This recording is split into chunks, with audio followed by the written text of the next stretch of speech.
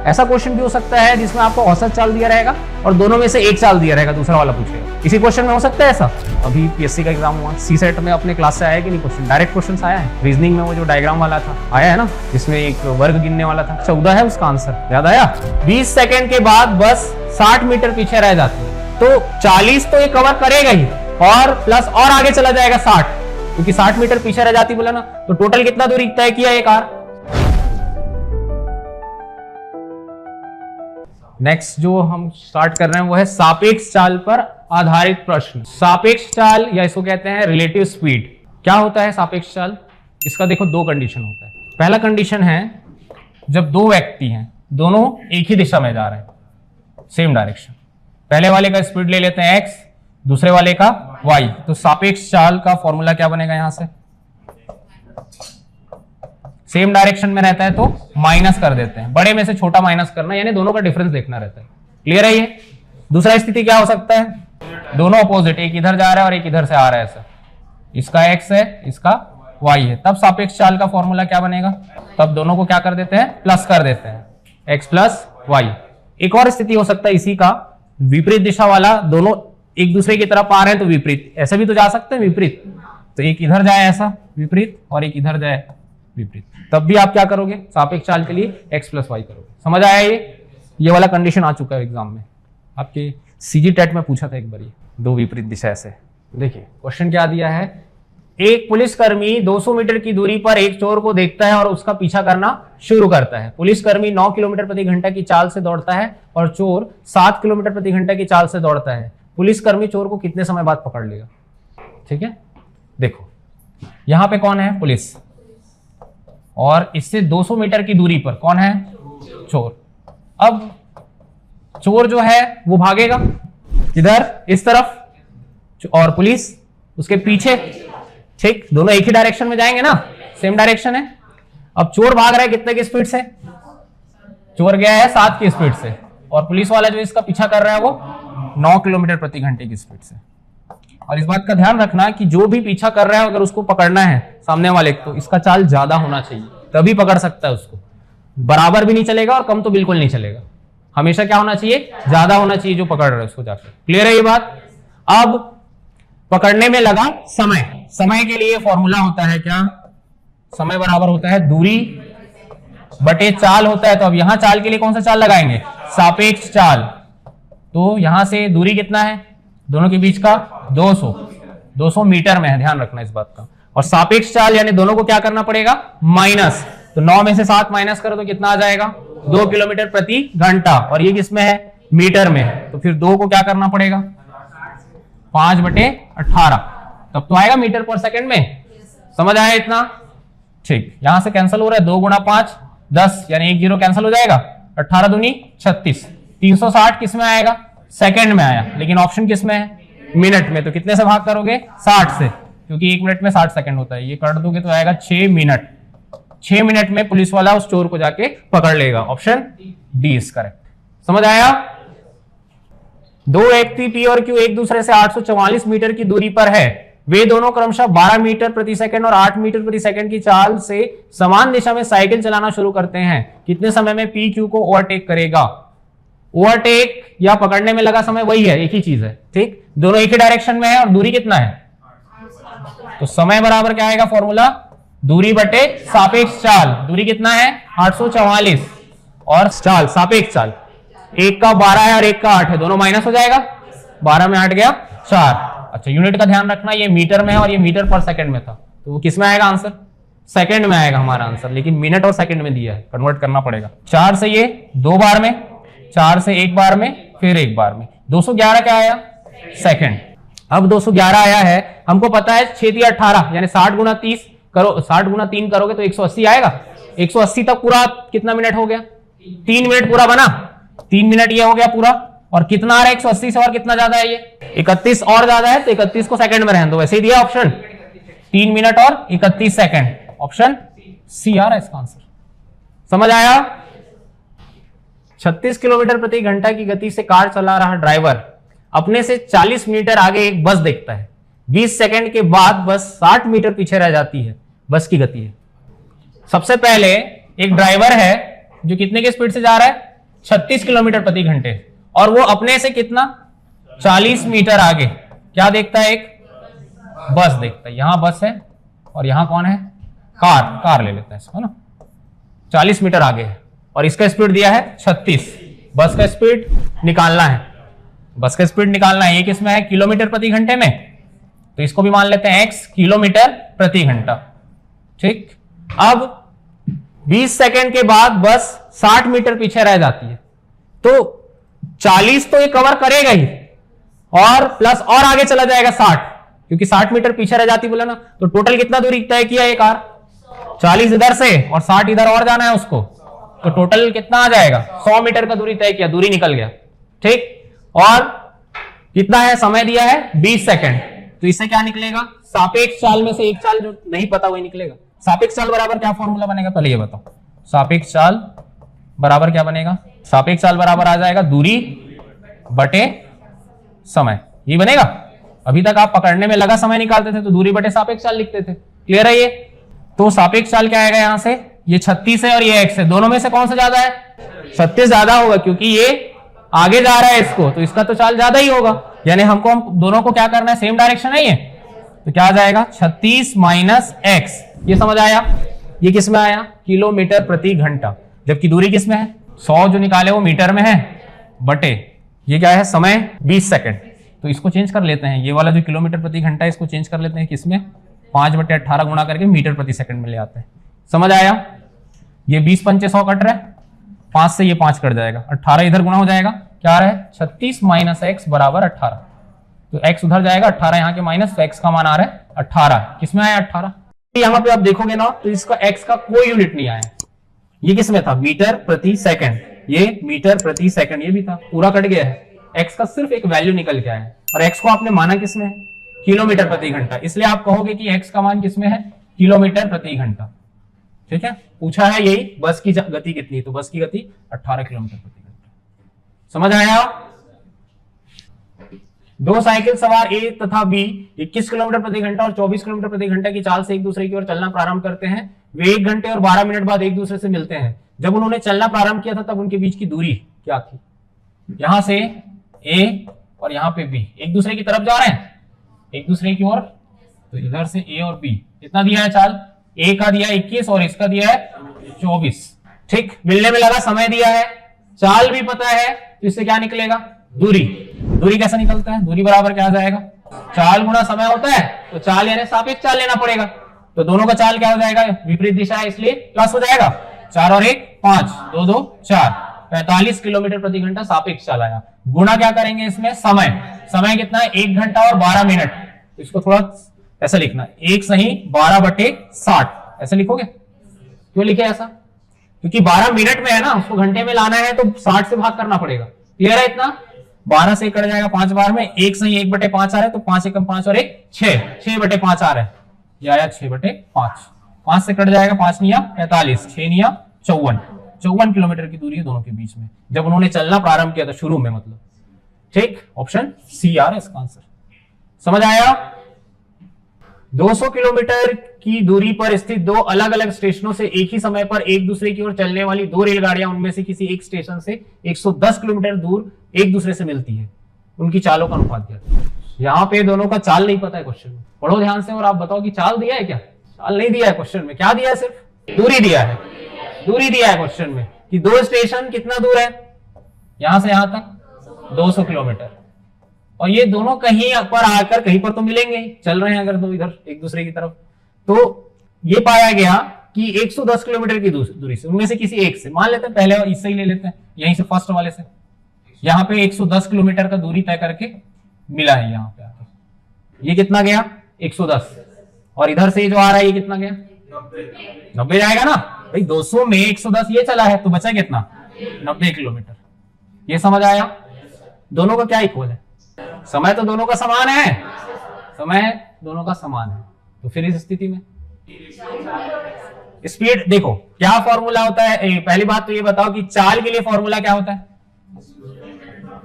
Distance upon time, ये होता है फॉर्मूला। दोनों के लिए टाइम जो है एक जैसा या कांस्टेंट ले लेते हैं, तो टी हटा देंगे यानी कि हम ये कह सकते हैं डायरेक्ट S अनुक्रमानुपाती D। ये समझ आया, S अनुक्रमानुपाती D। ठीक, तो जैसे इनके दूरियों का अनुपात होगा वही अनुपात इनके चालों का होगा। क्लियर है? तो दूरी का अनुपात कितना आएगा, 110 अनुपात 90। कैंसिल करेंगे कितना आएगा, 1 0 कैंसिल हो रहा है, तो यही इनके चालों का अनुपात आ गया 11 अनुपात 9। Option A.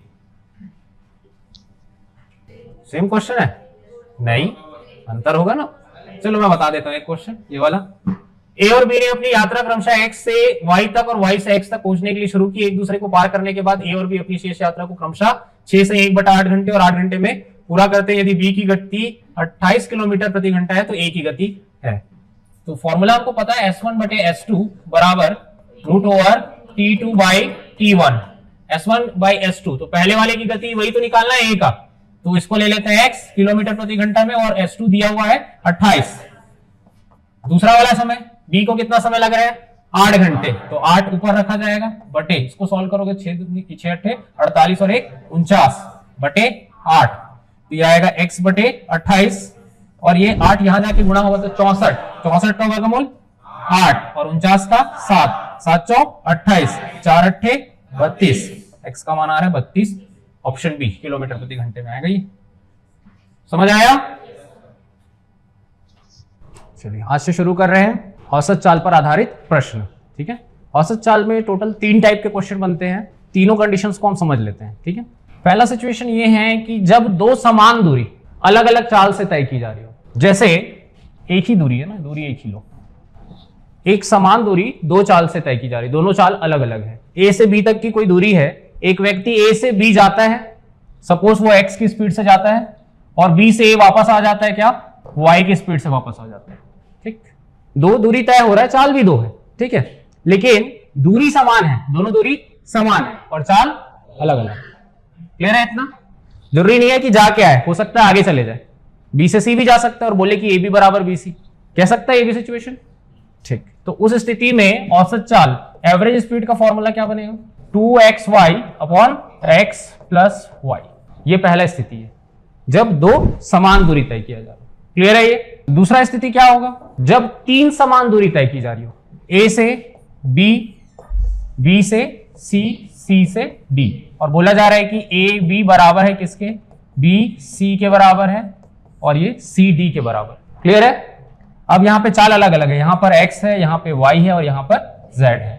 तब इस कंडीशन में औसत चाल एवरेज स्पीड का फॉर्मूला क्या बनेगा, 3xyz upon xy plus yz plus zx, ये फॉर्मूला बनेगा।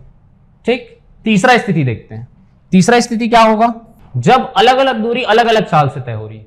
दूरी अभी तक आपने जो दो कंडीशन में देखा समान थी दूरी, अब वाले में दूरी समान नहीं रहेगा। हो सकता है ऐसा जाए, पहले 10 किलोमीटर जा रहा है कुछ चाल से, 5 किलोमीटर प्रति घंटे की चाल से जा रहा है, फिर इधर से जा रहा है 20 जा रहा है, इधर फिर 10 हो गया, ऐसा करके कुछ भी हो, रैंडम रहेगा एट रैंडम।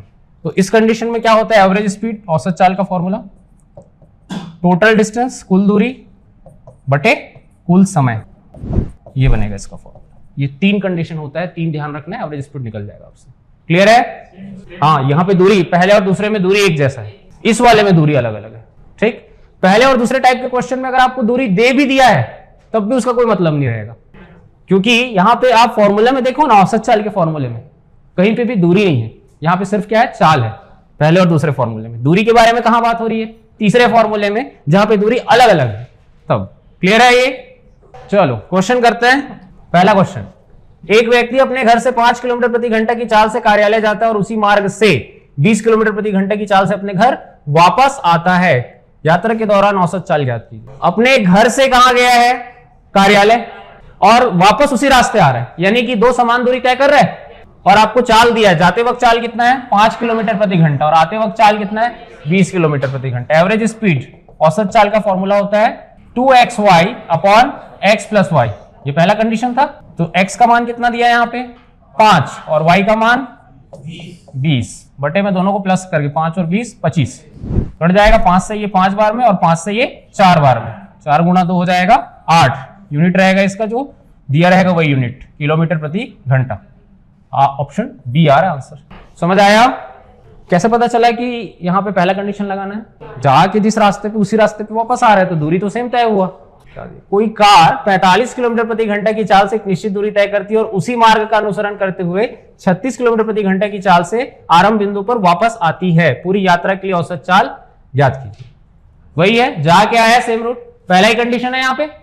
तो एवरेज स्पीड औसत चाल आ जाएगा 2, x की जगह क्या आएगा यहाँ पे 45 और y की जगह 36 और इनको जोड़ दो, ये आ जाएगा 81 ठीक। कटेगा कुछ, 9 से काट दो, 9 से ये 4 बार में और 9 से ये 9 बार में, 9 से ये 5 बार में, 5 दूनी 10 और 4 गुना 4 40 किलोमीटर प्रति घंटा। Option C is correct. समझ आ रहा है? अब मुझे ये बताओ इसमें क्या क्या चीजें और हटा सकता है। अभी आपको पूरा फॉर्मूला अगर आप पहला वाला ध्यान दो तो उसमें 3 चीजें हैं, औसत चाल, जाने का चाल, आने का चाल। 2 चाल है और एक औसत चाल है। तो अभी आपको दोनों चाल दे रहा है और औसत पूछ रहा है। ऐसा क्वेश्चन भी हो सकता है जिसमें आपको औसत चाल दिया रहेगा और दोनों में से एक चाल दिया रहेगा, दूसरा वाला पूछेगा। इसी क्वेश्चन में हो सकता है ऐसा कि औसत चाल आप जाने का दिया है 45, आने का दे दिया है y और औसत दे दिया है 40, निकल जाएगा y का मान। बन गया एक नया क्वेश्चन। चलो नेक्स्ट क्वेश्चन है, 2 शहरों दिल्ली और जयपुर के बीच की दूरी 360 किलोमीटर है। एक कार दिल्ली से जयपुर तक 80 किलोमीटर प्रति घंटे की चाल से जाती है और उसी मार्ग से 120 किलोमीटर प्रति घंटे की चाल से जयपुर से दिल्ली वापस लौटती है। कार की औसत चाल कितनी? क्या उस दूरी का कोई यूज है? उसी रास्ते में जाके वापस उसी रास्ते आना है, तो दूरी का कोई मतलब ही नहीं है औसत चाल के लिए। सिंपल काम है, एवरेज स्पीड निकालना है 2 इंटू एक्स। एक्स की जगह कितना रखेंगे 80 और वाई की जगह 120 बटे दोनों को प्लस कर देंगे, आएगा 200। कैंसिल होगा 2 जीरो इससे, ये 2 से कट जाएगा 4 बार में, ये आ जाएगा 2 गुना 4 8, 12 8 96 किलोमीटर प्रति घंटा औसत चाल निकल के आ रहा है यहाँ से। Option C is correct. दूरी का कोई यूज हुआ है यहाँ पे, क्योंकि जिस रास्ते जा रहा है उसी रास्ते आ रहा है, दूरी समान तय हो रहा है। यदि एक आदमी 50 किलोमीटर प्रति घंटे की चाल से ए से बी तक जाता है और अपनी सामान्य चाल से 40% अधिक चाल से वापस आता है, दोनों यात्राओं के दौरान उसकी चाल ज्ञात कीजिए।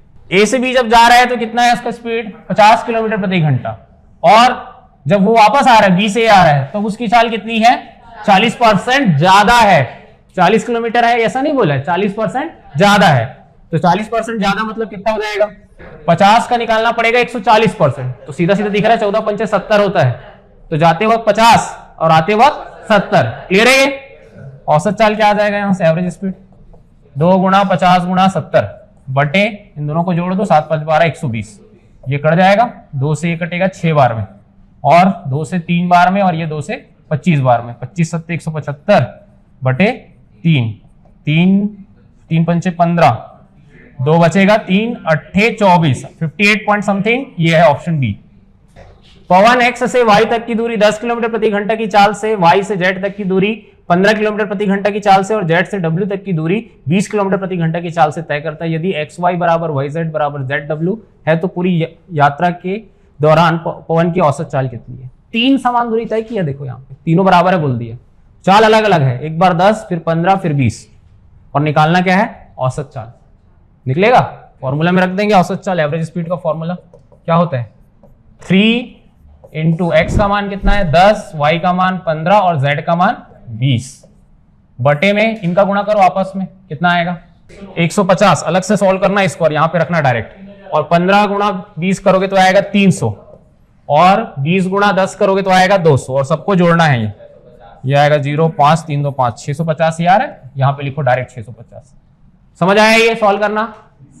कुछ कटेगा यहां से, एक एक जीरो तो कट गया, 5 से और काट सकते हैं ये 13 बार में, और 5 से ये कट जाएगा 3 बार में। 2 गुणा 3 6 तिया 18 यानी कि 180 बटे 13, 13 से भाग दे देंगे, 13 कम 13, 5 बचेगा यानी 50, 13 तिया 39, यहां से बचेगा 11 बटे 13, 13 सही 11 बटे 13, ऑप्शन सी।